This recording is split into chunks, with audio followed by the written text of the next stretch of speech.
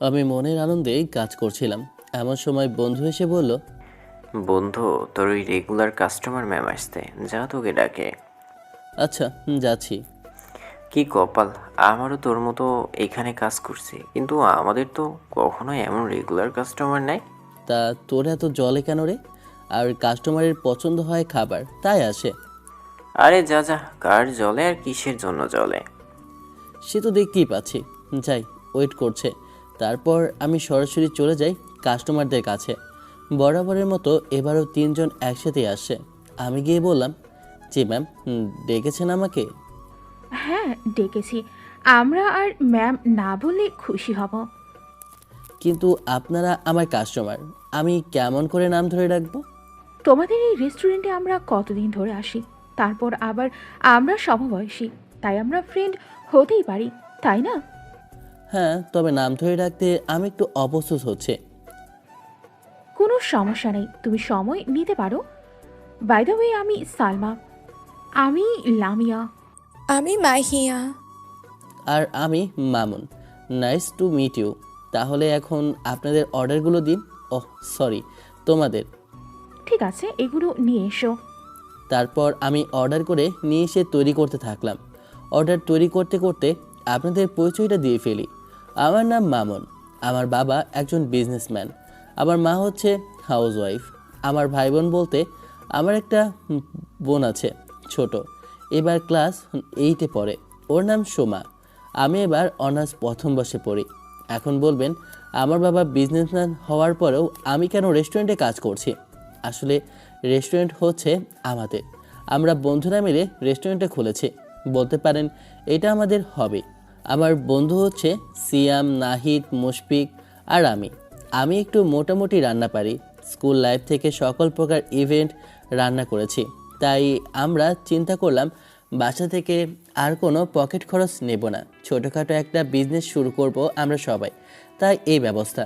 আর যে তিনজনের কথা বললাম তারা আমাদের রেস্টুরেন্ট খোলার পরপরই একদিন আসে। খাবারগুলো তাদের ভালো লাগে, আসে বারবার এখানে। কিন্তু কখনো তাদের সাথে আমি কথা বলিনি। এসেছি, অর্ডার নিয়েছি, খাবার দিয়েছি, চলে গেছে। আজকে পরিচিত হলাম, তাদের পরিবার সম্পর্কে বলতে পারলাম। সাথে থাকুন, জানতে পারবেন। কথা বলতে বলতে খাবার রেডি হয়ে গেছে, তাই বন্ধুর কাছে পাঠিয়ে দিলাম খাবারগুলো সার্ভ করার জন্য। একটু পর আমার ডাক পড়লো আবার। গিয়ে দেখি আরেকজন রাঁধুনি নিয়োগ দিতে চাইছিলাম, সে আসে। তার সাথে কথাবার্তা বলে সব কিছু ঠিক করে দিলাম। আগামী মাস থেকে আসতে বললাম। ওনার রান্নাটাও খুব ভালো, তাই তো তাকে চাকরিটা দিলাম। এরপর আবার নিশিদের ওখান থেকে ডাক পড়লো। কাছে গেলাম, নাম্বার নিল, বলল বিকেলে পার্কে দেখা করতে আমাদের সব বন্ধুবান্ধব নিয়ে। কিন্তু আমরা বললাম যে আমরা পারবো না মঙ্গলবার ছাড়া। সপ্তাহে এই দিন একটু ভিড় কম থাকে। আচ্ছা ঠিক আছে, আমরা এখানে আসবো না। তারপর আমরা রাত 8টা পর্যন্ত কাজ করে রেস্টুরেন্টটা বন্ধ করে যে যার মতো বাসায় চলে গেলাম। বাসায় গিয়ে পড়ালেখা কমপ্লিট করে রাতে ডিনার করার সময় বাবা বলল, কি বাবা, বিজনেস কেমন চলে? আর লেখাপড়ার কোনো ক্ষতি হচ্ছে না তো? কি দরকার এত কাজ করা? আমার কি কোনো কিছু কম আছে? তখনই মা বলল, আহ, কি শুরু করলে? ছেলেটা যা করছে কোনো কিছু তো খারাপ করছে না, পড়ালেখাও ঠিকঠাক চলছে, তাহলে ওকে ওর মতো চলতে দাও। আচ্ছা ঠিক আছে। তখনই আমি বললাম, বাবা তুমি কোনো চিন্তা করো না, আমার পড়ালেখার কোনো ক্ষতি হচ্ছে না, পাশাপাশি বিজনেসটা ভালোই চলছে। খাওয়া দাওয়া করে এসে শুয়ে পড়লাম। সকাল সকাল ভার্সিটিতে যেতে হবে।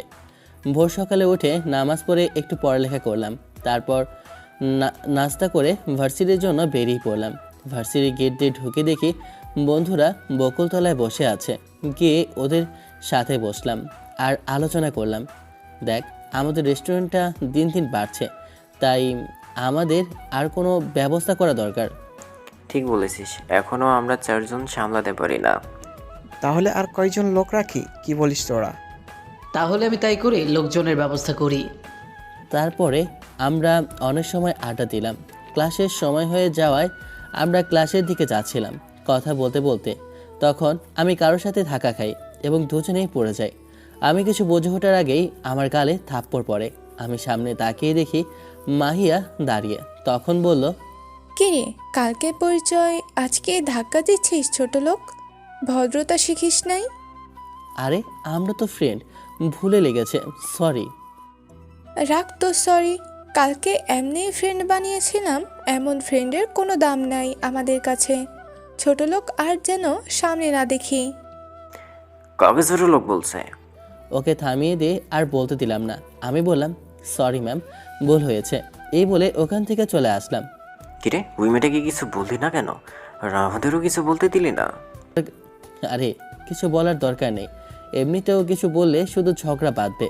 তাছাড়া ওরা মানুষই না, শুধু শুধু ঝগড়া করে কোনো লাভ আছে? ঠিক আছে চল, আজকে আর ক্লাস করব না, কোথাও থেকে ঘুরে আসি, তারপর রেস্টুরেন্ট যাব। ঠিক আছে? ঠিক আছে চল। তারপর আমরা ঘুরতে চলে গেলাম। এদিকে সব ঘটনা আড়াল থেকে দেখছে একজন। সব কিছু দেখে মামুনকে তার ভালো লেগে যায় আর ভাবতে থাকে সেটা খুব ভালো, এমন একজনকে জীবনসঙ্গী হিসেবে পেলে কত ভালো হতো। তারপর সে ঠিক করলো মামুন সম্পর্কে সব খোঁজ খবর নেবে সে। এবার মেয়েটির সম্পর্কে একটু ধারণা দেই। মেয়েটির নাম হচ্ছে নাবিলা আক্তার নিশি। আমরা নিশি বলেই ডাকবো। বাবা একজন কলেজের বিজ্ঞান বিষয়ে অধ্যাপনা করেন, মা একজন গৃহিণী। আর নিশির একটা ভাই আছে, নাম সিফাত। আর নিশি মামুনের সাথে একই ক্লাসে পড়ে। এখন এইটুকুই, বাকিটা পরে জানতে পারবেন। এইদিকে আমরা সবাই রেস্টুরেন্টে গেলাম। গিয়ে দেখি রেস্টুরেন্ট বন্ধ। তারপর মনে পড়লো আজ তো 29 তারিখ, সবাই 1 তারিখ থেকে আসবে। তারপর আমি বললাম, আজকে আর নাই খুললাম, বাজারও নাই, তাই একদম 1 তারিখ থেকেই খুলি। ঠিক আছে, এ কয়দিন আমরা লোক হায়ার করি। ঠিক আছে, এই কথাই রইল। তারপর সবাই যে যার মতো বাড়িতে চলে গেলাম। ফ্রেশ হয়ে মাকে বললাম খাবার দিতে। তারপর খাবার খেয়ে দিলাম একটা ঘুম। এক ঘুমে বিকাল হয়ে গেল। উঠে ফ্রেশ হয়ে বাইরে বেরোবো, তখন মা বলে, তোর মামা আজকে কল করেছিল, তোর নানি তোকে নিয়ে আমাদের যেতে বলছে, তুইও আমাদের সাথে যাচ্ছিস। আমি বললাম, মা তোমরা যাও না, আমার এখানে কাজ আছে, আমি যেতে পারবো না। আরে পাগলা, তুই কেন যাবি না বলতো? তোর মেজো মামা কত বছর পর আবার আমাদের সাথে এক হবে। মেজো মামা? আমার মেজো মামা আছে, আগে বলনি কেন? সে অনেক কাহিনী, তোকে পরে বলবো। তাহলে এই কথাই রইল, আগামী পরশুদিন তুই আমাদের সাথে যাবি, ঠিক আছে? না, আমি যাব না। আগে বলো মেজো মামা কোথা থেকে আসলো? বাচ্চাদের মতো করছিস কেন? তুই এখন আর বাচ্চা নেই, শুনতে যখন চাইছিস তাহলে শোন। তখন মা বলল, তোর মেজো মামা যখন কলেজে পড়তো তখন সে একটা মেয়েকে ভালোবেসে বিয়ে করে আনে। তখন তোর নানা তোর মামাকে আর বাড়িতে উঠতে দেয়নি। তোর মামা অনেক দূরে কোথাও গিয়ে কিসের জন্য একটা চাকরি করত। তারপরে 2বার বাবার সাথে কথা বলতে চেয়েছে, কিন্তু তোর নানা এক কথার মানুষ, সে আর উঠতে দেবে না। কিন্তু গত বছর তোর নানা মারা যাওয়ার পর থেকে তোর নানি তোর মেজো মামাকে দেখার জন্য পাগল প্রায়। সবাই মিলে যখন খোঁজ করতেছিলাম তখন আমরা জানতে পারি তেমন তোর মেজো মামা দীর্ঘদিন যাবৎ একটা কলেজে অধ্যাপনা করে আসেন। হঠাৎ তার ট্রান্সফার হয় আমাদের বাড়ির পাশের কলেজে। তখন তোর মামার বাড়ির খোঁজ খবর নিলে জানতে পারে বাবা নেই আর মা তাকে খুঁজছে। সে আর দেরি না করে সব অভিমান বলে মায়ের কাছে ফিরে আসে। শুনলাম তোর মেজো মামার নাকি একটা মেয়েও আছে আর একটা ছেলে। তাই তোর নানি আমাদের সবাইকে ডেকেছে একসাথে সময় কাটাতে। অনেক বছর পর সবাইকে একসাথে পাবো। আমি তখন বললাম, আচ্ছা ঠিক আছে, আমিও যাব তোমাদের সাথে। কবে যাবে বলো? ইচ্ছা আছে আজ রাতেই চলে যাব। তুই তোর বন্ধুদের বলে দিস তুই আমাদের সাথে তোর নানির বাড়ি চলে যাচ্ছিস কিছুদিনের জন্য। আরে না, বলতে হবে না, চলো সব কিছু গুছিয়ে নাও। বাবা কখন আসবে? আমি রেডি। তোর বাবা কালকে সকালে যাবে আর তুই আর আমি আজকে গাড়িতে করে পৌঁছে যাব। তারপর রেডি হয়ে মামার বাড়ি মানে নানুর বাসায় যাওয়ার জন্য রওনা দিলাম। সন্ধ্যা 7টার সময় রওনা দিয়ে পৌঁছালাম রাত 11টায়। গিয়ে দেখি নানু এখনও জেগে আছে আর বাকি কেউ জেগে নেই খুব একটা বেশি। ছোটো মামি আমাকে একটা রুম দেখিয়ে দিল। আমি সেখানে গিয়ে ঘুমিয়ে পড়লাম। সকালবেলা উঠে দেখি সারা বাড়ি লোকজনের ভিড়। আমার সব খালারা আর মামাদের পরিবারের সবাই এসেছে। আমি তাড়াতাড়ি ফ্রেশ হয়ে বাইরে বের হলাম। সবাইকে সালাম দিয়ে নানির কাছে গিয়ে বসলাম আর বললাম, কি আমার বউটা আমাকে রেখে দেখছি আর একটা জামাই নিয়ে ঘুরছে। নতুনটা নিয়ে ঘুরবো না তো কি করব? আমার জামাই যে কালকে রাতে আসলো, আমি রাত জেগে অপেক্ষা করলাম আমার সাথে একটু কথা না বলেই চলে গেল। এটা কি মানা যায়? তাই আজকে নতুনটা নিয়ে ঘুরছি। তা বউটা দেখে রাগ করেছে। তা বলছি, বউটা কেমন আছে? আর পাশের নতুন জামাইটাকে? পাশে থেকে মা বলে উঠল, কি করছিস? ফাজলামি বন্ধ কর। আরে মা, আমরা তো নানি নাতি, একটু ফাজলামি করতেছি, না করো না তো। আর নানু, বলো না, এটা কে? এটা হচ্ছে তোর মেজো মামার ছোট ছেলে, ওর নাম শিফাত। আর তোর আরও একটা মামাতো বোন আছে, নাম নাবিলা। ও ঠিক আছে, তুমি কেমন আছো তা তো বলে না। আমি ভালো আছি। তার কি খবর? আমিও ভালো আছি। আচ্ছা নানু, আমি এখন একটু বাইরে যাব, সব বন্ধুদের সাথে দেখা করতে হবে। আমি তাহলে যাই। এই দাঁড়া, নাস্তা করে তারপর বাইরে যাবি। এ মা, তোর ছেলেকে আগে নাস্তা দে তো। তারপর নাস্তা করে বেরিয়ে পড়লাম বন্ধু বান্ধবদের সাথে দেখা করার জন্য। সবাই দেখি পুকুর পাড়ে বসে বসে গেমস খেলছে। পেছন থেকে যে সবার ফোনটা টান মেরে নিয়ে নিলাম, সাথে সাথে বলে উঠল, কোন হালারে ফোন টান দিলি সামনে এমনি? পেছনে বড় এনিমি দেখে সবাই পেছন থেকে আমাকে দেখে সবাই জড়িয়ে ধরলো আর বলল, আরে বন্ধু, কবে আসলি? আর আমাদের জানাস না কেন? আরে কাল রাতে 11টার সময় আসি, আর আগে জানাবো কেমনে? আমি জানছি সন্ধ্যায়। আর আগে জানালে কি তোদের বোন রেডি করে রাখতি আমার কাছে বিয়ে দেবার জন্য? হ্যাঁ, আরে শালা বলে কি, আমাদের বোনও রেডি করে রাখলেও তোর এইটুকু সাহসও নেই যে সামনে যে কথা বলবি। তাও ঠিক, ছোটবেলায় যে ঢিল মারছিল, থাক বাবা, আমি নাই। সবাই হেসে দিল। তারপর বন্ধুর সাথে কিছুক্ষণ আড্ডা দিয়ে ঘড়ির দিকে তাকিয়ে দেখি 1:33 বাজে। তাই সবার থেকে বিদায় নিয়ে বাড়ির দিকে রওনা দিলাম। বাড়িতে গিয়ে শুনলাম আমার কাজিনরা সবাই নদীতে গোসল দিতে চাপে। আর আমি কি, আমিও লুঙ্গি গামছা নিয়ে রেডি। সবাই গোসল করলাম নদীতে। এভাবে সারাদিন কেটে গেল। বিকেলে সবাই একসাথে বসলাম। নানু বলল, কতদিন পর আবার সবাই একসাথে হয়েছিস, কত আনন্দ করছিস। আমার মনটা হালকা হয়ে গেল। আমি আবার মেজো ছেলেকে আবার কাছে পেয়েছি। এখন কিন্তু শান্তিতে মরতে পারি। তারপর সবার সাথে পরিচিত হলাম, মেজো মামার ফ্যামিলির সাথেও। তারপর নানু জিজ্ঞেস করলো মেজো মামাকে, কিরে, নাবিলা কই? ও তো আসলো না আজকেও। মা, তোমার নাতনি আগে যে ভার্সিটিতে পড়তো সে ভার্সিটির টিসির জন্য গেছে, তাই আজকে আসতে পারেনি। মা সবার জন্য কিছু গিফট কিনতে গেছে। এই তো এসে গেছি মা আমি। সবাইকে সবার গিফট বুঝিয়ে দিয়ে রাতের খাওয়া দাওয়া করে সবাই শুয়ে পড়লাম। পরদিন সকালে আমি বন্ধু বান্ধবের কাছ থেকে বিদায় নিয়ে আসলাম। আজই চলে যাব আমি। বাসায় এসে নাস্তা করে আমি বললাম, নানু, মা, বাবা, মামা এবং খালারা সবাই শোনো, আমি এখনই চলে যাব। এ কথা শুনে নানা আমাকে আসতেই দেবে না।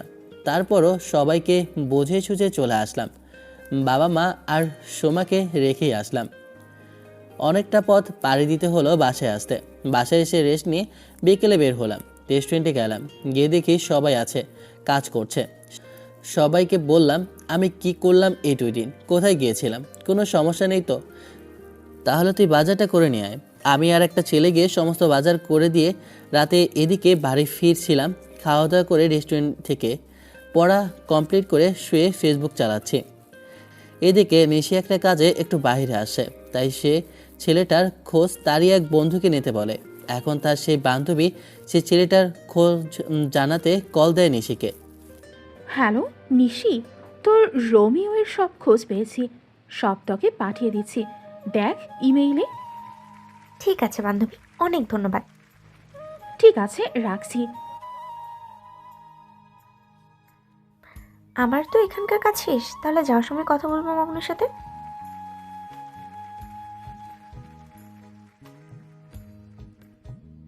হ্যালো, কে বলছেন? নিচে থেকে খাবার নিয়ে উপরে এসে দেখি একটা কল আসে। কলটা রিসিভ করলাম। হ্যালো, কে বলছেন? হ্যালো জান, আমাকে চিনতে পারছো না? এই যে, কে আপনার জান? হ্যাঁ দেখেন, রং নাম্বার। এটা তো মানুষের নাম্বারই, তাই না? হ্যাঁ, কিন্তু আপনি আমার নাম্বার কেমনে পাইলেন? আর আপনি কে, আমাকে উল্টাপাল্টা নামে রাখছেন? কি এমন উল্টাপাল্টা নাম ডাকছি? শুধু তো জানি ডাকছি, তোমার নাম জান না? দেখেন, বাজে কথা বাদ দেন, কি বলবেন বলেন, নয়তো ফোনটা কেটে দিয়েছে। আচ্ছা আচ্ছা বাদ দিচ্ছি, আমি তোমাকে একটা কথা বলতে চাই। আমি তোমাকে প্রচণ্ড ভালোবাসি। I love you Mamun. কি বলছেন এসব? আজকে ফোন দিয়ে এসব বলছেন? আপনাকে চিনি না, জানি না, দেখিও নাই বোধহয় কখনো। আপনি আপনার লিমিট পার করে ফেলেছেন। কেটে দিচ্ছে, নেক্সট টাইম ফোন দেবেন না। কেটে দাও, অসুবিধা নেই, আমি তোমাকে চালিয়েই যাব যে পর্যন্ত তুমি আমাকে না ভালোবাসবে। আমি আর কিছু না বলে ফোন কেটে দিলাম। কি ডেঞ্জারাস মেয়ে রে বাবা! আমি আজ পর্যন্ত সামনাসামনি কোনো মেয়েকে প্রপোজ করি নাই। মেয়ে দেখছি আমাকে উল্টো প্রপোজ করে। নাম্বারটা ব্লক করে রেখে দেই। তারপর খাবারগুলো খেয়ে ঘুমিয়ে পড়লাম। সকালবেলা ঘুম ভাঙলো ফোনে মেসেজের শব্দে। দেখি কাল রাতে সেই নাম্বার থেকে মেসেজ, গুড মর্নিং। আরেকটু বিরক্ত হলাম। অপরিচিত একটা ছেলেকে মেয়ে হয়ে মেসেজ দিয়ে ডিস্টার্ব করা, এটা আমার কাছে ভালো লাগে নাই। কোনো কিছু না বলে ফ্রেশ হয়ে চলে গেলাম। দেখতে দেখতে সকাল করে দুপুর হয়ে গেল। রেস্টুরেন্টে একটু লোকজন আসা শুরু করলো দুপুরে খাবার খাওয়ার জন্য। তখন দুটি মেয়ে আসলো। আমার বন্ধুরা আর ওয়েটারগুলো ব্যস্ত থাকায় আমি গেলাম তাদের কাছে। বললাম, জি ম্যাম, বলেন কি খাবেন? আমাদের দুজনকে দুপুরের খাবারের প্যাকেজটা দিন। আচ্ছা ম্যাম, একটু অপেক্ষা করুন, আমি দিয়ে যাচ্ছি। তারপর তাদের অর্ডারগুলো দিয়ে আমি একটু বসলাম। তখনই আমার ফোনে মেসেজ আসলো। রেস্টুরেন্টে চাকরি করো, ভালো কথা, মেয়েদের সাথে এত কথা কিসের? আরেকবার যদি দেখেছি তাহলে কিন্তু তোমার খবর আছে জান। তুমি জানো না আমি তোমাকে কত ভালোবাসি। মেসেজটা দেখে আমি অবাক। এই মেয়েটা আমার পিছু করছে। খুব বিরক্ত হচ্ছিলাম। আমি মেসেজ করলাম, এই যে আপু, আপনার সমস্যা কি? কখন থেকে আমাকে ডিস্টার্ব করে যাচ্ছেন? আমি ছেলে হয়ে কি আপনাকে কখনো ডিস্টার্ব করেছি? ফোনটা রেখে কাজে মনোযোগ দিলাম। রাতের বেলায় বাসায় গিয়ে চুপচাপ পড়তে বসলাম। এদিকে নানুর বাসায় বিকেলে নাবিলা আসছে। সবার সাথে কৌশল বিনিময় করে সে চলে গেছে তার ঘরে রেস্ট করার জন্য। এদিকে নানু, মেজো মামা আর আমার বাবা মাকে ডেকে বলে, আমার একটা শেষ ইচ্ছে আছে, তোমরা শোনো। বলো মা, কি বলতে চাও? কি তোমার ইচ্ছা? একবার শুধু বলো। আমি চাচ্ছিলাম তোদের সম্পর্ক আরও মজবুত হোক। অনেক বছর মেজো আমাদের ছেড়ে দূরে ছিল, তাই আমি চাচ্ছি মেজো ছেলে নাবিলাকে তোর বাড়ির বউ করে নে, এটাই চাচ্ছিলাম। এটা তো ভালোই প্রস্তাব, আমরা তো রাজি। এখন আপা রাজি হবে কিনা? আমরাও রাজি। নাবিলা মেয়ে ভালো, আমি বলতে চাচ্ছিলাম এই কথা, কিন্তু তুমি বলে ফেললে। এটা তো খুব ভালো কথা। নাবিলাকে ডাক তো এখন একটু। আর একটা ছবি দাও মামুন নাতি ভাইয়ের। আসো নাতনি, তোমার অপেক্ষায় আছি। কেন গো নানু, আমার অপেক্ষায় কেন? আর তুমি কেমন আছো? আমি ভালো আছি। একটা কথা বলার জন্য তোমাকে ডাকছি। আচ্ছা বলো, কি হয়েছে? আচ্ছা, এই ছবিটা দেখো তো। আরে এটা তো আমার প্রথম ভালোবাসা মামুনের ছবি, কিন্তু নানুর কাছে কিভাবে? কোনোভাবে জেনে গেল না তো? দেখলাম, তাই এই ছবিটা দেখলে কেন? আর এই ছেলেটাকে? এটা হচ্ছে তোমার ফুফাতো ভাই মামুন, তোমার ফুপা এবং তার বাবা মা। আমরা চাচ্ছি তোমার বিয়েটা মামুনের সাথে দিই। তোমার কি মতামত? তোমাদের যা ভালো মনে হয়, আমার কোনো আপত্তি নেই। এটা বলে সেখান থেকে চলে গেলাম। একে বলে মেঘ না চাইতে বৃষ্টি। এখন খেলাটা জমবে, মনে হচ্ছে আমি মামুনকে নিজের করেই পাবো। তাহলে শুনেছো সবাই, আমার নাতনির কোনো অসুবিধা নেই, সে রাজি। তাহলে তো ঠিক আছে, 4-5 মাস পরে একেবারে আমাদের বাসায় নিয়ে চলে যাব। ঠিক বলেছ আপা, আমিও তাই বলতেছিলাম। 4-5 মাস পরে হলে ভালো হয়। তখনই আমার ছোট বোন সোমা এসে বলে, তার মানে আমি একটা ভাবি পেতে চলেছি। তখন সবাই বলে কাউকে না জানাতে, না মামুনকে সারপ্রাইজ দেবে। আচ্ছা ঠিক আছে, তাহলে আমি একটু ভাবের সাথে আড্ডা দিয়ে আসি। আচ্ছা ঠিক আছে, যা। এদিকে আমি পড়া শেষ করে রেস্টুরেন্ট থেকে আনা খাবারগুলো খেলাম। তারপর বিছানায় শুয়ে ফেসবুক লগ ইন করতে একটা কল আসলো। কল রিসিভ করতেই বলল, জান কেমন আছো? এই জান বলা বন্ধ করুন, আর আপনার আসল পরিচয় দিন। আমি হচ্ছি মোহাম্মদ মামুনের হবু স্ত্রী। আর কোনো পরিচয় লাগবে? ফাজলামি করা বন্ধ করেন। আমার কবে বিয়ে ঠিক হলো? এসব কিছু বাদ দেন আর ফোন করেন না, কিন্তু আপনাকে আমি চিনি না। আচ্ছা আচ্ছা, আর ফান করবো না। আমি সত্যি আপনাকে অনেক ভালোবাসি, আর আপনি আমাকে চেনেন। আমি আপনাকে চিনি? আপনার নাম বলেন, কোথায় দেখেছি আপনাকে? কি হলো, উত্তর দেন। আরে মামুন, এতগুলো প্রশ্ন একসাথে করলে উত্তর দিব কিভাবে? সব কিছু জানতে হলে আমার ফ্রেন্ড হয়ে যান, তারপরে আস্তে আস্তে সব কিছু জানতে পারবেন। ফ্রেন্ড হতে হবে? আচ্ছা ঠিক আছে, তাহলে আমরা ফ্রেন্ড। এবার বলো তোমার নাম কি এবং বাসা কোথায়? আমার নাম নিশি, আর আমরা আগে থাকতাম ঢাকায়, এখন বর্তমানে তোমাদের টাঙ্গাইলের শিফট হলাম, এখানেই থাকবো। ও আচ্ছা, ভালো কথা তো। এভাবে আস্তে আস্তে আমাদের বন্ধুত্ব হতে থাকে। দুদিন পর মা বাবা আর বোন ফিরে আসে। বোন এসে বলে, কিরে ভাইয়া, কেমন আছিস? ভালো, কিন্তু তোর মতলব ভালো ঠেকছে না। বলতো কি মতলব? আরে ভাইয়া, কিছুই না, তোমার জন্য একটা সারপ্রাইজ আছে। কিছুদিন পরে দেব সারপ্রাইজটা অবশ্য। থাক, এখন পুরোটা নাই বলি, পরে বলবো। কি বলস? মাথার উপর দিয়ে যাচ্ছে সব। ভাগ এখান থেকে, যা। রাতে বন্ধুর সাথে আড্ডা দেওয়ার পর পড়া শেষ করে উঠছি, তখনই নিশি কল করলো। কথা বললাম কিছুক্ষণ, তারপর রেখে দিলাম। এভাবে আস্তে আস্তে দিন যাচ্ছে। আমাদের ব্যবসাও ভালো, কিন্তু আমি একটু চাপের কারণে আর ওদের সাথে রেস্টুরেন্টে কাজ করছি না। আমার জায়গায় অন্য একজনকে চাকরি দিয়েছি। এভাবে দেখতে দেখতে 5 মাস কেটে গেল। এই 5 মাসে নিশি আর আমার সাথে অনেক বন্ধুত্ব হয়ে গেল। এর মাঝে একবার দেখা করেছে, কিন্তু মুখটা দেখতে পায়নি, শুধু চোখ দুটো দেখতে পেরেছি। চেহারা দেখার রিকোয়েস্ট করলে বলে আর তাকে বিয়ে করলে চেহারা দেখাবে, তার আগে না। আমি আর জোর করি নাই। একটু দূরে একটা মেয়ে দাঁড়িয়ে থাকে দেখে আমার সন্দেহ হয়। তারপর চুপি চুপি মেয়েটার পিছনে নিশির আসল চেহারা দেখতে পেয়েছি। অনেক সুন্দর মেয়েটা। বাবা, আমি আর তোর বাবা মিলে একটা সিদ্ধান্ত নিয়েছি, কিছু মনে করিস না? কি সিদ্ধান্ত নিয়েছো মা বাবা, বলো না? বলবো, তার আগে এই ছবিটা দেখ। নাবিলা অর্থাৎ নিশির ছবিটা এগিয়ে দিয়ে আমি ছবিটা হাতে নিয়ে অবাক। তারপর মাকে জিজ্ঞেস করলাম, মা এটা কার ছবি আর আমাকে দেখাচ্ছ কেন? এটা হচ্ছে তোর মেজো মামার বড় মেয়ে নাবিলা আক্তার, নিশি। আর তোকে দেখাচ্ছি কারণ আমরা সিদ্ধান্ত নিয়েছি তোর সাথে নাবিলার বিয়ে দেব। তোর কোনো অমত নেই তো? আমি কিছুক্ষণ ভেবে বললাম, নাবিলাই নাকি নিশি? সে কি রাজি? যদি রাজি থাকে তাহলে আমার কোনো সমস্যা নেই।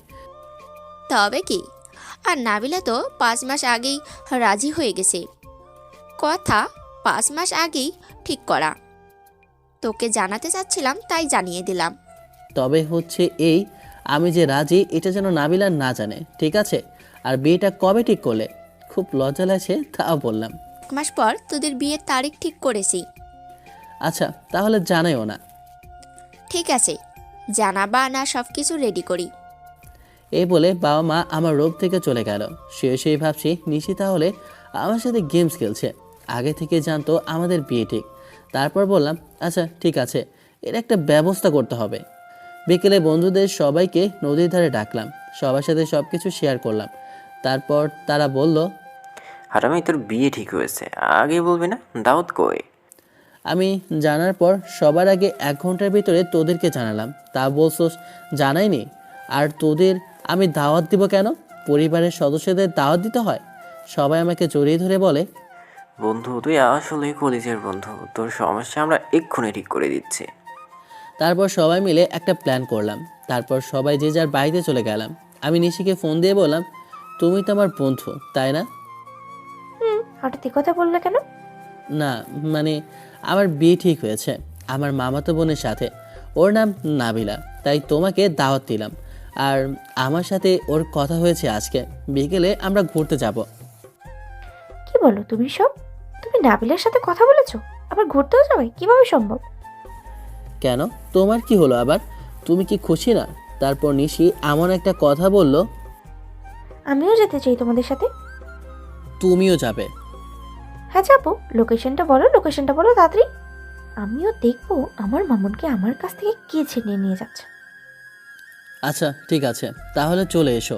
এই জায়গায় বিকেল 4টায় থাকবে। তুমি আসবে এটাই তো চাচ্ছিলাম। আচ্ছা ঠিক আছে। কলটা কেটে দিয়ে বন্ধুদের গ্রুপ কল দিলাম। হ্যাঁ মামা বল, কাজ হয়েছে? যা যা বলতে বলেছিলাম তাই বলেছিস তো? হ্যাঁ বন্ধু, তাই হয়েছে, কিন্তু এরপরে কি করব? শোন, আমাদের ফ্রেন্ড রিয়া আছে না, ওকে সবটা শেয়ার করেছি, ও হেল্প করতে রাজি হয়েছে। ওকে নিয়ে যাব। রিয়া তোর গার্লফ্রেন্ডের ভূমিকা পালন করবে, ঠিক আছে? ঠিক আছে, তাহলে রেডি হও সবাই, বলে কলটা কেটে দিলাম। আস্তে আস্তে সুন্দর করে রেডি হচ্ছিলাম, বুকের ভিতরে ধুকধুক করছে, না জানি কি হয়। বিকেলে সবাই মিলে বের হলাম। রাজুর চায়ের দোকান পাড়ে থেকে সবাইকে রিসিভ করলাম, বললাম যে চল তাহলে পার্কে যাই, সেখান থেকে আবার রিয়াকেও নিয়ে যেতে হবে। সবাই মিলে রিয়ার সাথে দেখা করলাম, তারা সব কিছু ভালোভাবে বুঝিয়ে বললাম চলো তাহলে পার্কের ভিতরে যাওয়া যাক। সবাই মিলে পার্কের ভিতরে গেলাম, বন্ধুদের বললাম লুকিয়ে পড়তে। রিয়া আর আমি বেঞ্চের উপর বসে পড়লাম, তখনই নিশি কল আসলো। কই তোমরা, আমি চলে এসেছি। আসো ভেতরে আসো, আমরা বেঞ্চে বসে আছি। ঠিক আছে 2 মিনিট।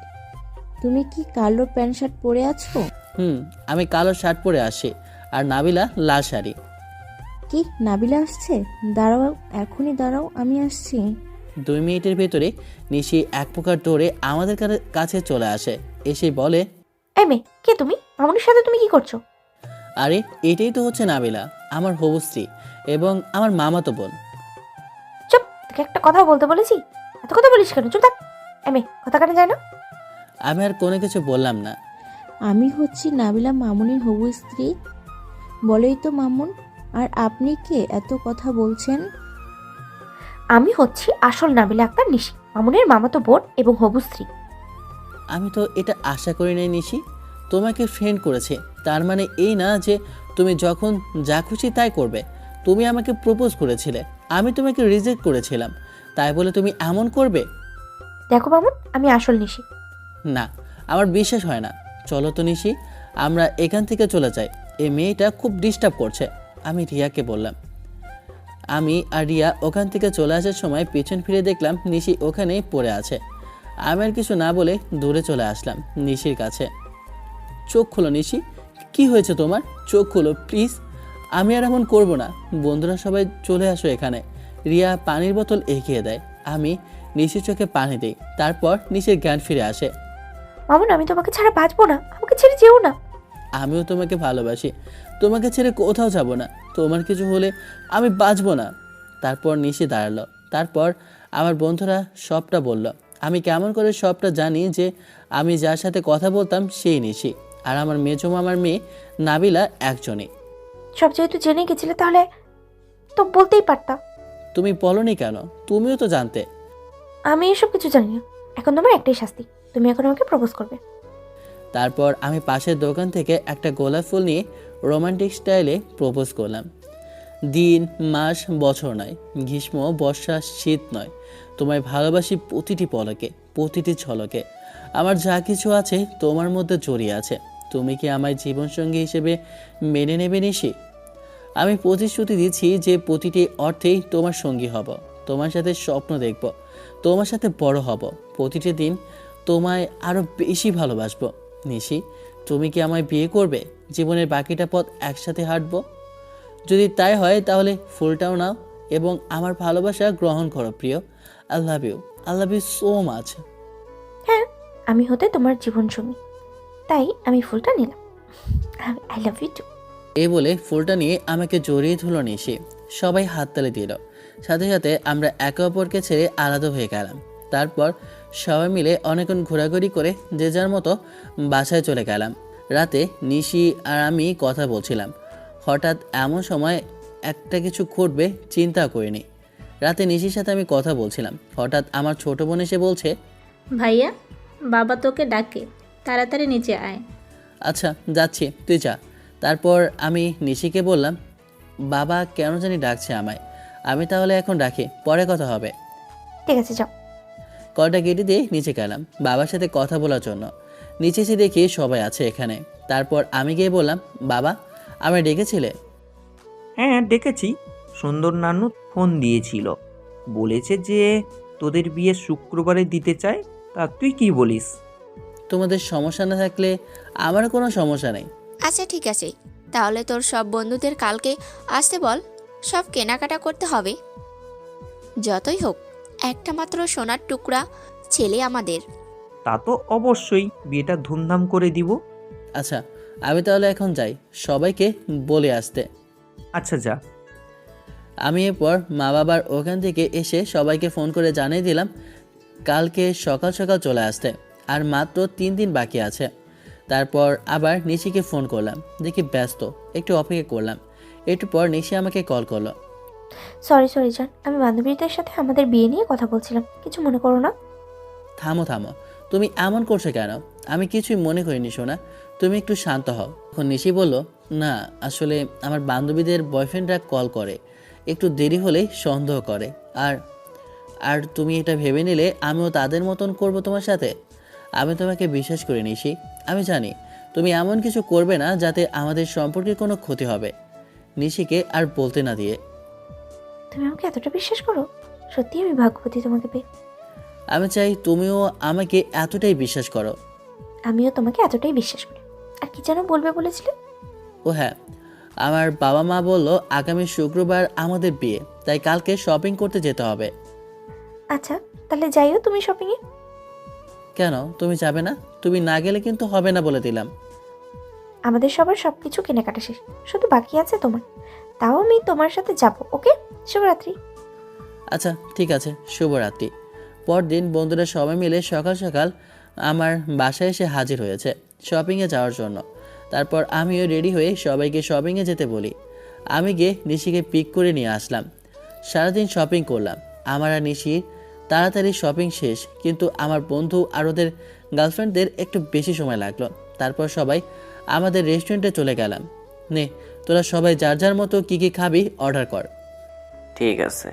আচ্ছা, এই রেস্টুরেন্টে আমি প্রথমবার আসলাম। এর আগে সব রেস্টুরেন্টেই গেছি, এটাই আসা হয়নি। খাবার কেমন হবে জানি না। আরে চিন্তা কইরেন না ভাবি, এটা আমাদের রেস্টুরেন্ট, খাবার ভালোই হবে আশা করি। তোমাদের রেস্টুরেন্ট না এটাই? সরি, তোমাদের রেস্টুরেন্ট না একটাই? তাহলে এটা কোনটা? এই 1 মাস আগে আরও 3টা নিয়েছি। কিছু টাকা জমানো ছিল, আর কিছু বাবার কাছ থেকে লোন নিয়েছি। লোন কেন? বাবা তো এমনিতেই দিতে পারতো। আসলে আমরা আঙ্কেলের থেকে নিতে চাইনি, তাই এমন করা। তাছাড়া আঙ্কেল এমনিই টাকা দিতে চেয়েছিলেন। ও, ঠিক করেছো। খাবার এসে গেছে, শুরু করো খাওয়া। ওরা সবাই খাওয়া দাওয়া করে বিদায় নিয়ে যে যার বাসায় চলে গেল। আমি আর নিশি বাকি আছি। নিশিকে মামার বাসায় দিয়ে এসে আমি আমার বাসায় চলে আসলাম। রাতে খাওয়া দাওয়ার পর বোন বলছে, ভাইয়া আমি কিন্তু ভাবিকে সাজানোর দায়িত্ব নিব। ঠিক আছে নিস, আর তোর জন্য কিছু গিফট নিয়ে আসছি, আমার বিছানার উপর আছে, নিয়ে নিস। ধন্যবাদ ভাইয়া, তবে তুই এত ভালো হলি কবে থেকে? গিফট দিচ্ছিস, আমার কদিন ধরে দেখলাম এত দুষ্টামি করছিস না আমার সাথে, কোনো মতলব আছে নাকি? কি মতলব? হ্যাঁ, এসব ভালো না। ভালো ব্যবহার করছি, তোর ভালো লাগছে না? দাঁড়া, আর বিয়েটা হয়ে যাক, তোর বিয়ের ব্যবস্থা করে দিব। তখন একটা নিউজ চালু হয়ে যাবে, ক্লাস 9-এর ছাত্রীকে বিয়ে দিয়ে দিল তারই পরিবারের লোকজন। সেটা দেখাই যাবে। এখন আমি যাই, ভাবিদের বাসায় চলে যাব কাল সকাল সকাল। তারপর দিলাম একটা ঘুম। সকালবেলা সব আত্মীয় স্বজনের আনাগোনা শুরু হয়ে গেল। যেহেতু আজকে বুধবার, কালকে গায়ে হলুদ, সকল আয়োজন ধুমধাম করে শুরু হয়ে গেল। বন্ধুরা সবাই সকাল থেকে কাজে লেগে পড়েছে। ওদের প্রতি একটু মায়া হলো যে তোমার কলেজের ফ্রেন্ড সবাইকে ডাকলাম। খেয়েছিস সকালে তোরা সবাই? না খাইনি এখনো, ভাবলাম তোর সাথে খাই। আন্টি অনেক জোর করলো, তাও খাইনি। চল তাহলে তোদের সবার সাথে একসাথে খেয়ে আমিও কাজে নেমে পড়ি। হ্যাঁ চল। সবাই একসাথে নাস্তা করে কাজে নেমে পড়লাম। আমি কাজ করতে চাইলে আমাকে বলে তুই কোনো কাজ করতে পারবি না, যা কাজ করার সব আমরাই করব।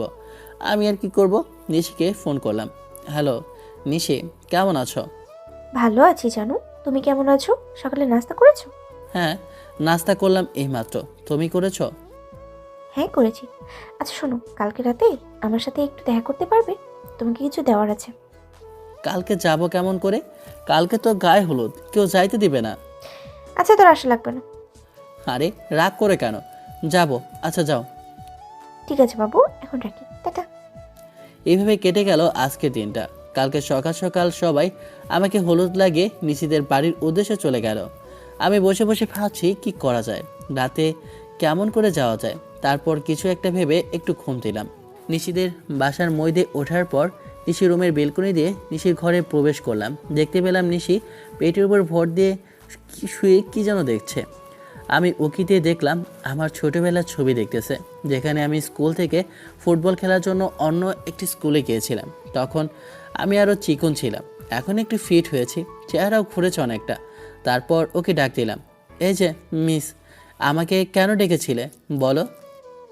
ও, তুমি তোমাকে ডেকেছিলাম কিছু দেওয়ার জন্যই। কি দিতে চাও? বিয়ের আগে কিস্তি দিতে পারবো না কিন্তু। যাও, দেবো না কিস, এটা তো আমার বলার কথা ছিল। যাক, ভালোই হলো, এটাও দিতে চেয়েছিলাম, দেবো না, ঠিক আছে? কি দিতে চেয়েছিলে?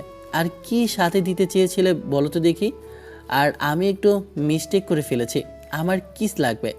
এই না, আর কিছু কথা ভুলে যাও একদম বিয়ের পর। কি আছে এতে? বাসায় গিয়ে খুলবে, ঠিক আছে? এখন একটা কিস দিতে দাও না প্লিজ প্লিজ। আচ্ছা, চোখ বন্ধ করো। মা, তাকিয়ে আছো কেন? আমার বুঝি লজ্জা করে না? আচ্ছা, আমার কাছে আসলে লজ্জা ভেঙে দিচ্ছি। দুষ্টু। তারপর আরও কিছু সময় গল্প করে চলে আসলাম আমার বাসায়। এসে বক্সটা খুললাম, দেখলাম গতকাল শপিং করার সময় নিশিকে একটা শাড়ি কিনে দিয়েছিলাম, কালো কালারের শাড়ি। ওই শাড়ির সাথে একটা পাঞ্জাবি ম্যাচিং করা ছিল, কিন্তু আমি কিনি নাই। নিশি সেই পাঞ্জাবিটা, একটা ঘড়ি আর একজোড়া জুতা আমাকে দিয়েছে। সাথে সাথে নিশিকে ফোন করলাম, কিন্তু বন্ধ পেলাম। মনে মনে একটা ধন্যবাদ দিয়ে ঘুমিয়ে পড়লাম। পরদিন সকালবেলা সবাই নানা রকম কাজে ব্যস্ত। আমি সকালবেলা উঠে নাস্তা করে বন্ধুর সাথে একটু কথা বললাম। ওরা আমাকে জোর করে ধরে সাজিয়ে দিল। শুক্রবার থেকে জুমার নামাজ পড়ে রওনা দিলাম নিশিদের বাসার উদ্দেশ্যে। খুব বেশি দূরে না থাকায় 1 ঘন্টার ভিতরেই পৌঁছে গেলাম। তারপর সব ফর্মালিটি পূরণ করে রাত 9টার দিকে আমাদের বিয়ে পড়ানো হলো। সবার কাছ থেকে বিদায় নিয়ে চলে আসলাম আমাদের বাসায়। আমার আসার সময় নিশি একটুও কান্না করলে এখনও খুশি আছে। বাসায় আসার সাথে সাথে ছোট বোন এসে নিশিকে নিয়ে গেল। আমি চলে গেলাম বন্ধুদের সাথে দোতলার একটা রুমে। ওরা সবাই হাসাহাসি করছে আর আমার ভিতরে একটু ভয় করছে। এটা দুলাভাই বুঝতে পেরে চাচাতো বোনের স্বামী আমাকে বিভিন্নভাবে বোঝাচ্ছে। কিছুক্ষণ পর চাচাতো বোন এসে বলল, নতুন জামাই কই আসো, রুমে দিয়ে আসি। না, আমার একটু পরে যাব আপু। কোনো কথা শুনছি না, এক্ষুনি চলে যাও, না হলে কিন্তু তোমার দুলাভাইকে দিয়ে পাঠিয়ে দিব ধরে। কি আর করার। আস্তে আস্তে চলে গেলাম বাসর ঘরের সামনে গিয়ে দেখি আমার বোন দাঁড়িয়ে আছে। আমি কাছে যাওয়ার সাথে বলল, দে ভাইয়া, 5,000 টাকা দে। কিসের 5,000 টাকা? আমি কোনো টাকা দিতে পারবো না, আমার কাছে টাকা নাই। না দিলে যাই তো দিব না ভিতরে। আর দেরি করে গেলে তো ভাবি তোকে কি করবে তুই চিন্তাও করতে পারবি না। এনে 1,000 আছে, নিলে নে, নয়তো আমি চলে যাচ্ছি, যাবই না ভিতরে। আচ্ছা দে, তুই তো আগে এমন কৃপণা ছিলি না, এখন এমন হয়েছিস কেন? যা ভেতরে যা। তারপর ভিতরে গিয়ে দরজা আটকে দিয়ে খাটের কাছাকাছি যত যাচ্ছি বুকের ভিতরে ধুকবুক করছে। খাটের কাছে গিয়ে দাঁড়ালাম। সাথে সাথে নিশি আমার পা ছুঁয়ে সালাম করতে নিলে, হ্যাঁ নিশি, করছো কি? তোমার জায়গা এখানে না, তোমার জায়গা আমার বুকে সব সময়। সেটা তো জানি, কিন্তু এটা নিয়ম পালন করতেই হবে। আচ্ছা ঠিক আছে, তোমার কি অজু আছে? না থাকলে অজু করে এসো, আর এগুলো ভারী কাপড় বদল করে এসো। তারপর দুজন অজু করে এসে 2 রাকাত নামাজ পড়ে আল্লাহর কাছে দোয়া করলাম। তারপর টেবিলের উপর কিছু খাবার ছিল, আমি রেখে দিতে বলেছিলাম। দুজনে মিলে ভাগাভাগি করে খাবারগুলো খেলাম। তারপর নিশি আমাকে জিজ্ঞেস করলো, আচ্ছা মামুন, তোমার কি কখনো গার্লফ্রেন্ড ছিল বা এমন কোনো কিছু ছিল? আরে এটা কি আজব প্রশ্ন! তা উত্তরটা দিচ্ছি, আমার কোনো গার্লফ্রেন্ড ছিল না। কারণ আমরা বন্ধুরা মিলে যখন রেস্টুরেন্টে কাজ শুরু করি তখন আমি ছিলাম রাঁধুনি হিসেবে। বিধায় সবসময় রান্নাঘরেই থাকতে হতো। হয়তো এমন কোনো কাস্টমার ছিল, তাদের রিকোয়েস্টটা হয়তো বাইরে আসতে হতো, তাই কখনো সুযোগ হয়ে ওঠেনি বা করিনি প্রেম। আচ্ছা, কি হলো, তোমার কি কখনো বয়ফ্রেন্ড ছিল? না, বা হ্যাঁ। এটা কেমন উত্তর? আসলে আমি যখন ছোট ছিলাম তখন আমাদের স্কুলে প্রতি বছরের নেই এইবারও ফুটবল খেলা অনুষ্ঠিত হয়। তখন ওইখানে একটা ছেলে ছিল, অন্য স্কুল থেকে এসেছিল, আমার খুব পছন্দ হয়, কিন্তু কথা বলার সময় পাই না তার সাথে। দূর থেকে একটা ছবি তুলে রেখেছিলাম। ওই ছেলেটাকে মনে মনে খুব ভালো লেগেছিল, তাই বলতে পারো যে আমার বয়ফ্রেন্ড ছিল, আবার না। ও, ওই ছেলেটার একটা ছবি দেখাতে পারবে আমাকে? দেখো, তুমি মন খারাপ করো না, আমি তোমাকে অনেক ভালোবাসি। এটা ছোটবেলার আবেগ ছিল, আমাকে বিশ্বাস করো। আরে পাগলি, আমি তোমাকে অনেক বিশ্বাস করি, কখনো তোমাকে অবিশ্বাস করব না। তুমি যদি দেখাতে নাই চাও তাহলে অসুবিধা নাই। আরে না, এই দেখো ছবি। মোবাইলের ছবিটা বের করে আমার দিকে এগিয়ে দিল। তোমাকে তো আমি চিনি, তুমি চিনতে পারো না? কি বলো, তুমি চিনো? থাক, এখন আর চেনার দরকার নাই। এখন আমার তুমি আছো না, তুমি থাকলেই হবে, আর কাউকে লাগবে না। দাঁড়াও, তোমাকে দেখাচ্ছি। এই বলে আলমারির ভেতর থেকে একটা অ্যালবাম বের করলাম। সেখানে আমার ছোটোবেলা থেকে শুরু করে এখন পর্যন্ত সব ছবি আছে। অ্যালবামটা হাতে নিল নিশির।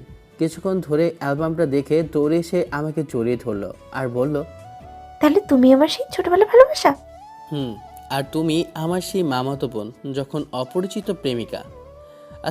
আজকে আমি অনেক খুশি, আমার কিচ্ছু লাগবে না। আচ্ছা, তাহলে এখন খেলা শুরু করা যাক। দেখো, দুষ্টুমি করবে না, একটু বলে দিলাম কিন্তু। কে শোনে কার কথা? দুজনে মিলে ঝাঁপ দিলাম এক প্রেমের সমুদ্রে। তারপর এত বেশি জানতে চান কেন? হ্যাঁ, লেখক নিজেও সিঙ্গেল, বাকিটুকু জানার ইচ্ছে থাকলে বিয়ে করুন। পরদিন সকালে এমন একটা কাহিনী হইল। পরদিন সকালে ঘুম থেকে উঠে দেখি প্রায় 8টা বাজে। তাড়াতাড়ি নিশি আর আমি উঠলাম। সময় খুব কম থাকায় দুষ্টামি করলাম না। মনে মনে বললাম, এটা কালকে হিসাব বরাবর করব। দুজন গোসল করে নিচে গেলাম। নিচে চলে গেল মায়ের কাছে, আমি চলে আসলাম বন্ধুদের কাছে। অবশ্য আমাদের বাসায় ছিল। কি রে শালারা, কি অবস্থা? সকাল সকাল চাঁদে কি করিস? আমরা যাই করি না কেন, তুই শালা নতুন বউ রেখে এখন এখানে আসলি কেন? আঁচলের নিচেই ঢুকে যাইতি। তা কালকের রাত কেমন কাটলো? আজকে সকাল 8টার দিকে ঘুম ভাঙলো, তাই আসতে একটু লেট হলো। আর কেমন কাটছে তোদের বলবো কেন? তোরা বিয়ে কর, জানতে পারবি। আচ্ছা বাদ দে, চল নাস্তা করব। তোর জন্য আমরা করি নাই নাস্তা। কি বলিস, নাস্তা করিস নাই? চল চল নিচে চল, নাস্তা করি, তারপর কথা হবে। তারপর সবাই নিচে আসলাম। এসে দেখি সবাই বসে আছে আমাদের জন্য। আমি গিয়ে আমার বোনের পাশে বসলাম। ও সাথে সাথে বলল, ভাইয়া, ভাবির সাথে গিয়ে বস, এখানে বসতে পারবি না। কেন, কি হয়েছে? এখানে বসতে পারবো না কেন? গিয়ে বৎস, এত কথা বলিস কেন? বন্ধু পাশে দেখে তারপর নিশির সাথে গিয়ে বসলাম। সবাই মিলে খাচ্ছিলাম। খাওয়ার মাঝখানে বাবা বলল, মামুন, তোমাদের রেস্টুরেন্টের ব্যবস্থা কেমন চলছে? হ্যাঁ বাবা, ভালোই চলছে, সবাই মিলে কাজ করি তো ভালোই চলছে। একটা কথা বলতে চাচ্ছিলাম, বলতে পারো সিদ্ধান্তই নিয়েছি। আরে আঙ্কেল, আপনি বলুন, আমাদের কাছ থেকে আর কি অনুমতি? আপনি আমাদের বাবার মতো, আপনার কোনো কথা হলো অমান্য করব না। আচ্ছা ঠিক আছে, তার আগে বলো তো মামুন, কি কাজ করে তোমাদের রেস্টুরেন্টে? মামুন হচ্ছে সব রেস্টুরেন্টের বসেদের মতো খেয়াল রাখে, কোন রেস্টুরেন্টে কি দরকার না দরকার সব কিছু খেয়াল করা, তাই ওরই কাজ। ওসব রেস্টুরেন্টগুলো ঘুরে ঘুরে সব কিছু নজরদারি করে, বলতে পারেন বস। আর আমরা বাকি 3টা রেস্টুরেন্ট দেখাশোনা করি। ও আচ্ছা, আমি যা বলতে চাচ্ছিলাম, আমি যে অফিসটা চালাচ্ছি বর্তমান, সেটা চালানো আমি আর পারছি না। অনেক লোড আমার একার পক্ষে নেওয়া সম্ভব হচ্ছে না। বয়স হয়ে গেছে, তাই একটু দৌড়ঝাঁপ করাও কষ্ট। তাই আমি একটা সিদ্ধান্ত নিয়েছি। কি সিদ্ধান্ত বাবা? আমি সিদ্ধান্ত নিয়েছি, এটা আমার সব কিছু। তো তোর আর তোর বোনের, তোর বোন তো অনেক ছোট, এত কিছু সামলাতে পারবে না। আমি চাচ্ছি তুই আমার অফিসটা সামলা, আর আমি তোর জায়গায় ওই রেস্টুরেন্ট সামলাই। কিন্তু বাবা, আমার একটু সময় প্রয়োজন এত বড় একটা সিদ্ধান্ত নিতে। আচ্ছা, তোকে 1 সপ্তাহ সময় দিলাম, সিদ্ধান্ত নে, ঠিক আছে? ঠিক আছে, ভেবে দেখছি। সবাই খাওয়া দাওয়া শেষ করে বন্ধুদের নিয়ে চলে গেলাম আমাদের আড্ডাখানায়। তারপর বললাম, তোদের তো নতুন করে কিছু বলতে হবে না, এখন বল আমার কি করা উচিত? আমাদের সবাই এতক্ষণে এটা নিয়ে আলোচনা করলাম। তোর উচিত আঙ্কেলের কথা মেনে নেওয়া, কারণ আঙ্কেলের বয়স হয়েছে, তোদের ব্যবসাও তো অনেক বড়, তাই সামলাতে পারছি না। আমাদের এই দিকটা দেখে নিব নে। আঙ্কেলের অফিস নাও আসতে দিতে পারি, আঙ্কেলের রেস্টের জন্য এতটুকু করা। তা যদি আঙ্কেল আসতেছি, সেটা আঙ্কেলের ব্যাপার। আচ্ছা ঠিক আছে বন্ধু, তাই হবে। তবে আমাকে ভুলে যাস না কিন্তু।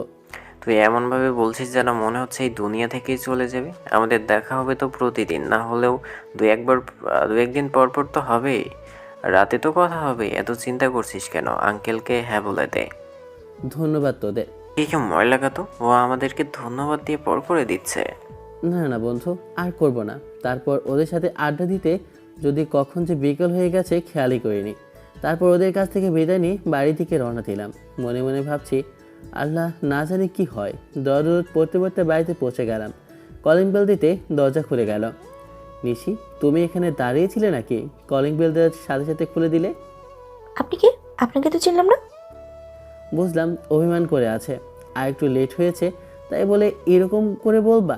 ঘরে ঢুকে রুমের দিকে যেতে যেতে আমি বললাম, পাশে থেকে মা বলল, এই বাদর ছেলে, আদর করতে করতে বাদর হয়ে গেছিস? আচ্ছা, তোর কি কাণ্ডজ্ঞান নেই?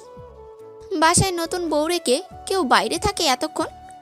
তুই দুপুরে কিছু খাসনি, থেকেও কিছু খাইনি। অনেক বোঝানোর পরেও বলল যে তুই আসলেই খাবি।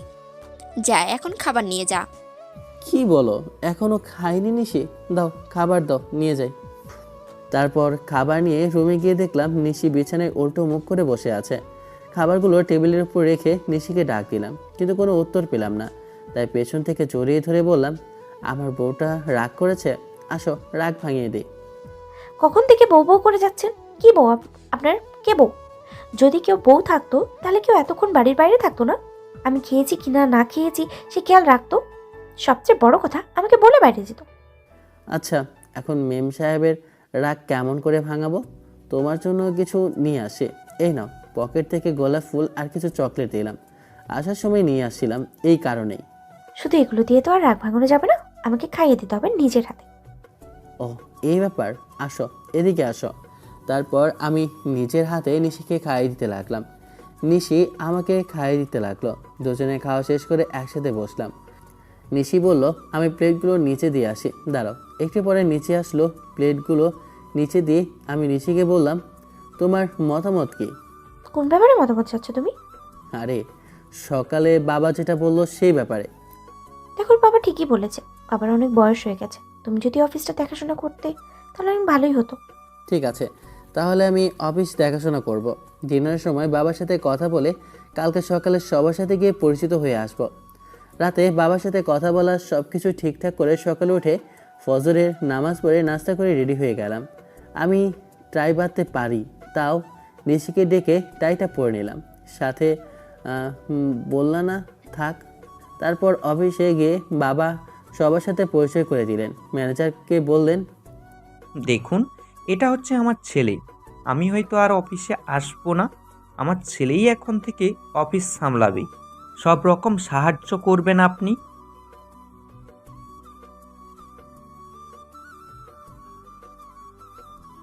আরে তোমরা চিন্তা করো না, আমার ছেলে তোমাদের আমার থেকে ভালোভাবে খেয়াল রাখবে এবং আমার থেকেও বেশি দায়িত্বশীলভাবে অফিস থেকে চালাবে। অফিসের সকল কাজ ভালোভাবে বোঝে নিয়ে বিকেলে বাসায় চলে আসলাম। আসার সময় ফুচকা নিয়ে আসলাম 2 প্যাকেট। বাসায় আসার সাথে সাথে 1 প্যাকেট ফুচকা নিয়ে আমার ড্রয়ারের ভিতরে রেখে দিলাম। তারপর বাইরে এসে আমার বোনকে ডাক দিলাম, এই নে সুমি, তোর জন্য ফুচকা নিয়ে আসে। আচ্ছা ভাইয়া, ভাবির জন্য নিয়ে আসেনি? ভাবিটা কই ফুচকা? তোর ভাবি কি বাচ্চা নাকি? তোর ভাবির জন্য নিয়ে আসবো, তোর জন্য তুই খা। তারপর নিশি আমার সাথে কথা বললো না, চুপচাপ সব কিছু করলো। রাতে যখন বললাম, তোমার কি হয়েছে নিশি, তুমি কথা বলছো না কেন? তোমার কি মন খারাপ? না, কেন এমন মনে হলো আপনার? না, এমনি। কেউ যদি একটু ভালোভাবে কথা বলতো আর আপনি কেন বলছে সেই কারণটা বলতো তাহলে ভালো হতো। আপনি তো বড় মানুষ আর আমি হচ্ছি ছোট, তাই আপনিই খুঁজে নিন কারণ। মনে মনে যা ভাবছিলাম তাই হচ্ছে। আচ্ছা, কেউ যদি ফুচকা খেতে চায় তার জন্য আমার কাছে আসতে হবে, আর নয়তো আমি একাই খাচ্ছি। এটা বলার পরপরই নিশি চলে এলো। আমার কাছে সে বলল, আমাকে রেখেই ফুচকা খাওয়া হচ্ছে তোমার? তুমি জানো না আমি তোমার পরে ফুচকাকে বেশি ভালোবাসি? তাহলে তখন আমার সাথে কথা বললে না কেন? এমনি ফুচকা না খাইলে আমার ভালো লাগে না, আর তুমি ফুচকা আমাকে দিয়েছিলে না, তাই এমন করলাম। সরি। হায় হায়, এটা কি হলো? আমার ফোন কই? কেউ একটু মিডিয়াকে ডাকো না। এই তোমার হঠাৎ করে কি হলো, এমন করছো কেন? মেয়েরা তো সরি বলে না, তুমি কেমনে বললে? কোয়াস রেকর্ড করলে। ফাইজলামি বাদ দাও, এখন শুয়ে পড়ো, আমি তোমার বুকে ঘুমাবো। এরপর দুজন ঘুমিয়ে পড়লাম। সকাল সকাল উঠে অফিসে চলে গেলাম। সারাদিন অফিস করে রাতে বাসায় চলে আসলাম। অবশ্য ফুচকা নিয়ে এভাবেই চলছে আমার জীবন। মাঝে মাঝে বন্ধুদের সাথে আড্ডা দিই। অফিসে ভালোই লাগছে, সবাই অনেক ভালো। কাজে দক্ষ এবং মনোযোগী। দেখতে দেখতে 1 বছর কেটে গেল। একদিন সকালে খাবার টেবিলে মা বলল, মামুন, বলছিলাম কি তোদের বিয়ের তো অনেক দিন হয়ে গেল, আমরা কবে নাতি নাতনির মুখ দেখতে পাবো? এই কথা শুনে আমার গলায় ভাত আটকে গেল এবং নিশি আমাকে চুপচাপ পানি দিয়ে চলে গেল। তখন বাবা বলল, আরে করছো কি মামুনের মা? খাওয়ার সময় এসব বলে? সময় হলে দেখতে পারবি নাতি নাতনির মুখ। এখন চুপচাপ খেতে দাও। বাবা, বলছিলাম কি দুপুরের পর একটু অফিসে যেতে পারবে? আমি আর তোমাদের বৌমা একটু বেড়াতে যেতাম আর কি, অনেকদিন ধরে বলছে। আরে এটা বলার কি আছে, যাবি বেড়াতে, আমি চলে যাব নি অফিসে। আচ্ছা তাহলে ঠিক আছে, আমি নিশিকে বলে দিয়েছি দুপুরে অফিসে চলে যেতে। এই বলে আমি অফিসে চলে এলাম। দুপুরের দিকে নিশি এসে গেল অফিসে। আমি বললাম, আমি সবটা গুছিয়ে নিই, তুমি অফিসটা ঘুরে দেখতে পারো। আচ্ছা। এই বলে নিশি চলে গেল অফিস ঘুরে দেখতে। আমার সব কিছু গোছানো শেষ, কিন্তু নিশিকে খুঁজে পাচ্ছি না। খুঁজতে খুঁজতে দেখলাম একটা জায়গায় চুপচাপ দাঁড়িয়ে আছে, কি যেন দেখছে। আমি কাছে গিয়ে বললাম, কি করছে এখানে? চলো আমরা যাই তাহলে। দেখলাম একটা মেয়ের দিকে তাকিয়ে আছে, মেয়েটাও নিশির দিকে তাকিয়ে আছে। ও হ্যাঁ, চলো। কি হয়েছে নিশি তোমার, এরকম অন্যমনস্ক কেন? তারপর নিশি যা বলল, কই না তো, আমি ঠিক আছি, এবার চলো। তারপর নিশিকে নিয়ে চলে আসলাম পার্কে। সেখানে গিয়েও নিশি খুব বেশি কথা বলছে না। আমি বুঝতে পারলাম কিছু একটা হয়েছে, তাই বেশি কথা না বলে রেস্টুরেন্টে গিয়ে বন্ধুর সাথে দেখা করলাম। আর কিছুক্ষণ আড্ডা দিয়ে খাবার খেয়ে চলে আসলাম। রাতে নিশি বলছে, তুমি অফিসে মেয়েদের সাথে কথা বলো না তো? তুমি হঠাৎ এ কথা বলছো কেন বলো তো? যা বলছি সেটার উত্তর দেব, শুধু বলো মেয়েদের সাথে কথা বলো তো। না, আমার কখনো অফিসের মেয়েদের সাথে কথা হয় না। যদি কোনো ফাইল সাইন করাতে হয় তবে পিয়ন চাচা ফাইলটা নিয়ে আসে, আমি সাইন করে দিই, তাই কোনোভাবেই কথা হয় না। আচ্ছা তুমি এগুলো কেন জিজ্ঞেস করছো? দুপুর থেকে দেখছি কি যেন ভাবছো, কি হয়েছে তোমার? না কিছু হয়নি, তবে মেয়েদের সাথে কথা বলো না, ঠিক আছে আমার জান? আচ্ছা ঠিক আছে যান। অপরদিকে অফিসের নিশিকে দেখে মাহিয়া অবাক, মনে মনে বলছে, ও এখানে কি করছে? পাশের একজন কলিগকে নিশির ব্যাপারে জিজ্ঞেস করলো। এই যে মিস্টার, একটু শুনবেন? হ্যাঁ বলুন। একটু আগে যে মেয়েটা এখানে দাঁড়িয়েছিল, সে কি এখানে কাজ করে? আপনি কি নিশি ম্যামের কথা বলছেন? হ্যাঁ, ওনার কথাই বলছিলাম। উনি হচ্ছে আমাদের অফিসের বসের ওয়াইফ, মানে মামুন সাহেবের ওয়াইফ। ও ধন্যবাদ। এরপর মাহিয়া খুব রেগে মনে মনে বলছে, এই নিশির যন্ত্রণায় আমি আর টিকে থাকতে পারছি না, এর একটা ব্যবস্থা করতে হবে। কিছুক্ষণ ভেবে একটা শয়তানি হাসি আসলো। এবার মাহিয়ার পরিচয় দেওয়া যাক। মাহিয়া হচ্ছে নিশির স্কুল লাইফের ফ্রেন্ড, আবার শত্রুও বলতে পারেন, কারণ নিশির সবসময় তাকে বন্ধু মানলেও মাহিয়া তাকে হিংসে করত। কলেজে থাকার সময় মাহিয়ার থেকে নিশি ভালো রেজাল্ট করা মাহিয়া হিংসা করে নিশির সাথে সম্পর্ক ছিন্ন করে। মাহিয়ার বাবা হচ্ছে পুলিশ অফিসার। আপাতত এইটুকুই, সাথে থাকুন আরও জানতে পারবেন। এরপর 1 সপ্তাহ মাহিয়া অফিসে যায় না। অপরদিকে আমি অফিসে বসে কাজ করছিলাম, তখন একটা কল আসে। মোবাইল স্ক্রিনে নামটা ভেসে উঠল, নিশি। সাথে সাথে ফোনটা রিসিভ করলাম। হ্যালো নিশি, ফোন করলে কেন, কোনো সমস্যা? কোনো সমস্যা ছাড়া কি ফোন করা যাবে না নাকি? না মানে এইভাবে বলতে চাইনি, তা বলো কি বলবে? আজকে দুপুরে বাইরে লাঞ্চ করবে না, আমি খাবার নিয়ে যাব। ঠিক আছে, সাবধানে এসো কিন্তু। Love you. I love you too. Sorry sir. It's okay. আপনি কে? আমি আপনার অফিসে কাজ করি, 6-7 দিন ধরে অফিসে আসি না একটা কারণে। ও মানে আপনি সে মেয়ে যে কোনো প্রকার দরখাস্ত বা নোটিশ ছাড়াই অফিসে আসা বাদ দিয়েছেন, এখন এখানে কি মনে করে বলুন? আসলে স্যার, আমি সরি স্যার, এখন থেকে নিয়মিত আসব। আচ্ছা, একটা দরখাস্ত, আর কিছু বলতে পারলো না। তার আগে কিছুক্ষণ আগে মাহিয়ার দেওয়া ওষুধের কাজ শুরু হয়ে গেল। মামুন কিছুই করতে পারছে না, সে কেমন যেন নড়তে চড়তে পারছে না, কথা বলতে পারছে না। এটা বুঝতে পেরে মাহিয়া নিজের কাপড় নিজে ছিঁড়তে লাগলো আর চিল্লাতে লাগলো, হেল্প হেল্প, আমাকে বাঁচাও, কেউ আমাকে বাঁচাও।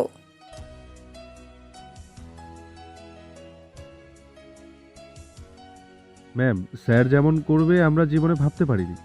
স্যার আমাদের সাথে কত ভালো ব্যবহার করতো, কিন্তু কতটা নিকৃষ্ট কাজ করবে আমরা কখনো ভাবিনি। এখানে কি হয়েছে? আমাদেরকে ডাকা হলে ইমার্জেন্সি ভাবে? স্যার, এই অফিসের এমডি আপনার মেয়ের সাথে খারাপ কাজ করতে চাইছিল, আপনাকে ডাকা। এর কোনো প্রমাণ সাক্ষ্য আছে? হ্যাঁ স্যার, এই অফিসের সবাই সাক্ষী। সব সাক্ষ্য প্রমাণ মিস্টার মামুনের বিপক্ষে থাকায় মিস্টার মামুনকে গ্রেপ্তার করা হলো। মামুনের হাতে হ্যান্ডকাপ পরাও হাবিলদার। আমার কিছু বলার আছে, আর কিছু দেখানোর আছে। কি বলবি তুই? তোর হাজবেন্ড এতটা নিচু আমার সাথে খারাপ কাজ করতে চাইছিল। হ্যাঁ বলুন মিসেস মামুন, কি বলতে চাচ্ছেন? ইন্সপেক্টর সাহেব, আমি বলতে চাচ্ছি আমার হাজবেন্ড সম্পূর্ণ নির্দোষ। আপনার মেয়ে আমার সাথে শত্রুতা করে আমার হাজবেন্ডকে ফাঁসানোর চেষ্টা করছে, যা স্কুল লাইফ থেকে শুরু হয়েছে আমাদের মাঝে। মিসেস মামুন, মুখ সামলে কথা বলুন। আপনি প্রমাণ ছাড়া এরকম কোনো কিছু আমার মেয়ের ব্যাপারে বলতেই পারেন না। আমার কাছে প্রমাণ আছে।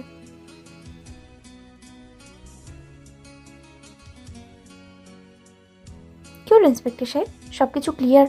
আমার হাজবেন্ডকে ফাঁসানোর জন্য আপনার মেয়ে কতটা নিচে নামতে পারে দেখেছেন? আমার বোঝে আসে না আপনার হাজবেন্ডকে ফাঁসিয়ে ওর কি লাভ? মিসেস মামুন, আপনার কোনো প্রশ্ন থাকলে বলতে পারেন। আমি বাবা হয়ে আজকে ব্যর্থ। এমন একটা কুলাঙ্গার আমার ঘরে জন্ম নেবে আমি কখনোই ভাবতে পারিনি। অবশ্যই আমার কিছু প্রশ্ন আছে মাহিয়ার কাছ থেকে, আর আপনি নিজেকে দোষারোপ করবেন না। আপনি আপনার দায়িত্ব সঠিকভাবেই পালন করবেন, এটাই আমরা চাই।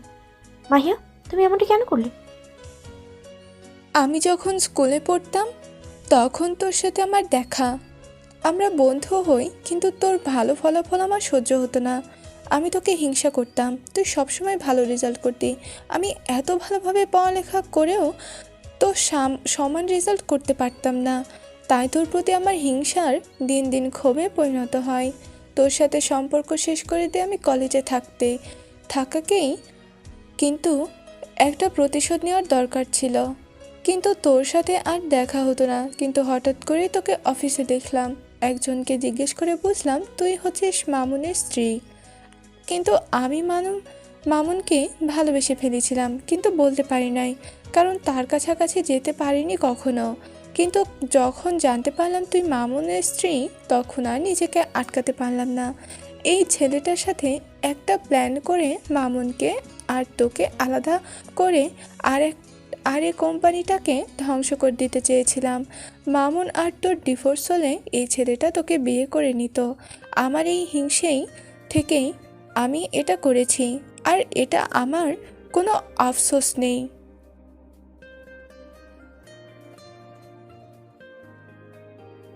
আপনারা এতদিন ধরে কাজ করছেন, ওর বাবার সাথেও কাজ করেছেন, ওর সাথেও কাজ করেছেন।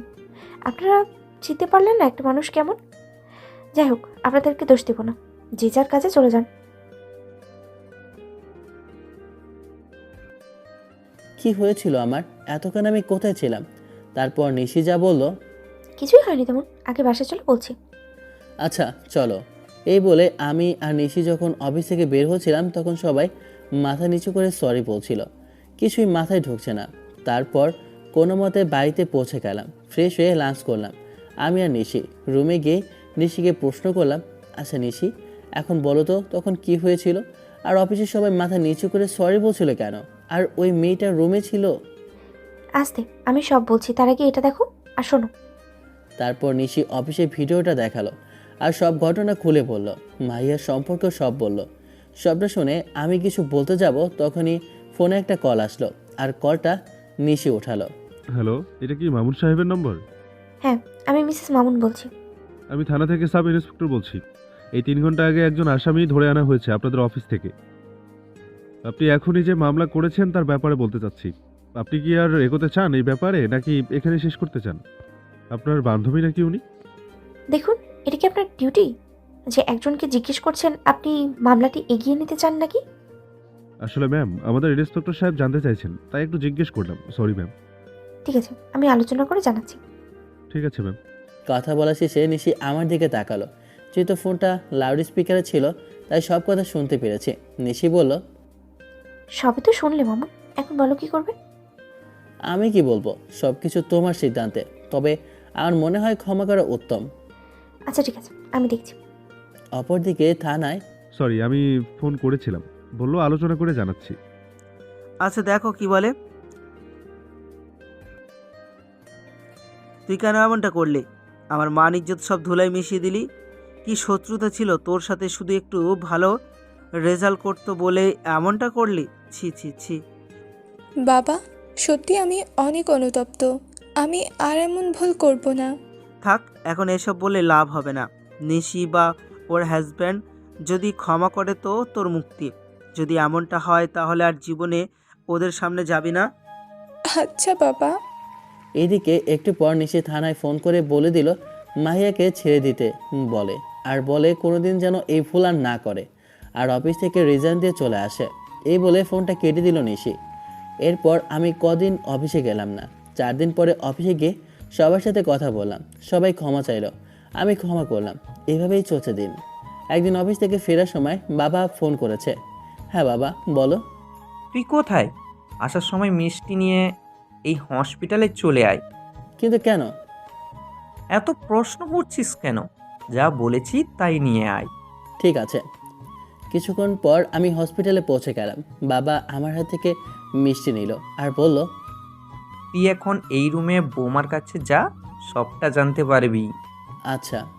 তারপর আমি নিশির কাছে চলে গেলাম। গিয়ে দেখি নিশি বিছানায় শুয়ে আছে হসপিটালের। আমি গিয়ে জিজ্ঞেস করলাম, কি হয়েছে নিশি, তোমার এই অবস্থা কেন?